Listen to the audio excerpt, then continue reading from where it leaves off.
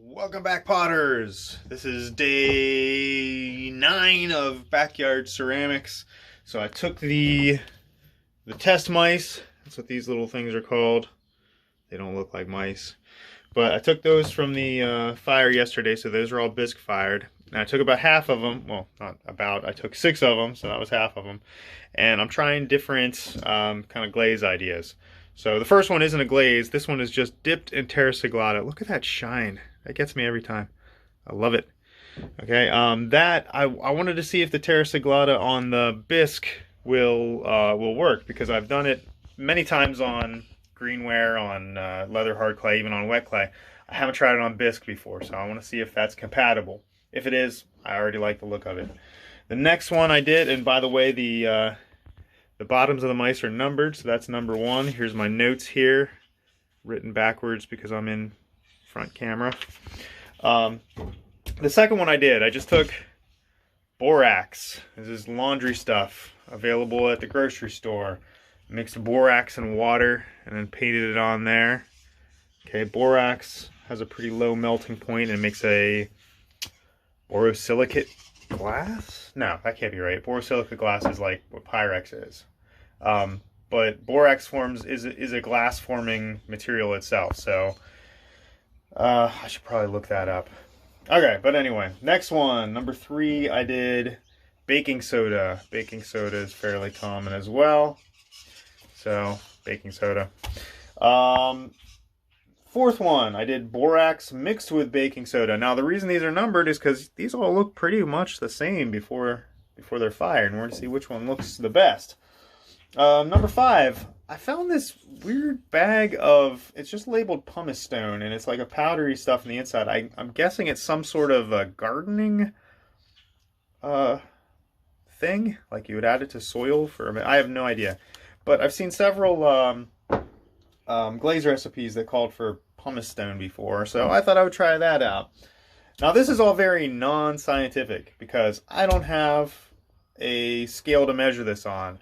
If I were doing this scientifically, I'd be measuring my ingredients, I'd be doing precise mixes, you know, different ratios of how much borax, how much baking soda, how much pumice, etc. But for this, I'm kind of flying blind. I don't have a scale, so I'm just kind of doing a little of this, a little of that. This is all very loose, okay? Very off the cuff.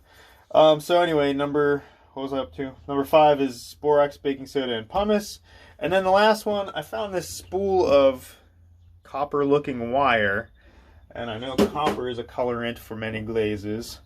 But I was curious what would happen if I just took one of these test mice and just wrapped it up with copper wire. So, because this is all experimental, all very loose, I figured why not? So I'm going to throw those in the kiln. I'm probably only going to put them in there for maybe 4 or 5 hours rather than trying to melt any cones. I'm just going to put them in there for what I feel is a reasonable amount of time and see what we get. So, there we go. Fingers crossed, and let's see what we get. It's been just over 2 hours, and I'm really actually pretty surprised. You can see how shiny and liquidy it all is, except for those front left ones.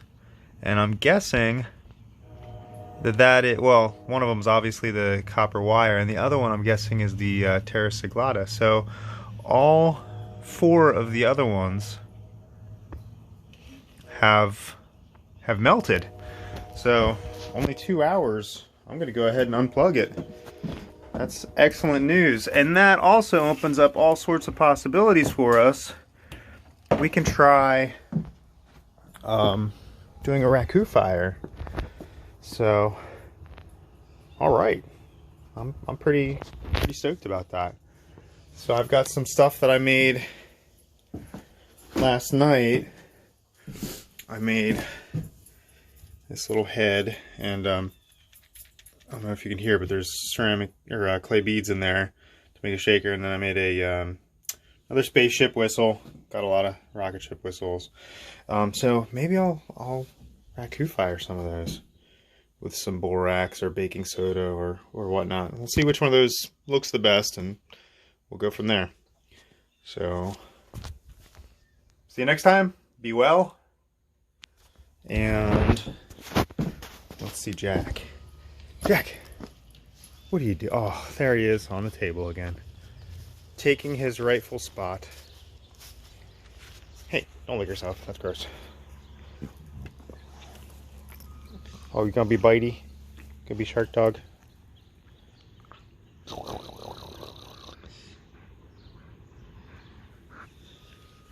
He's a good boy. Say bye-bye. Say see you tomorrow.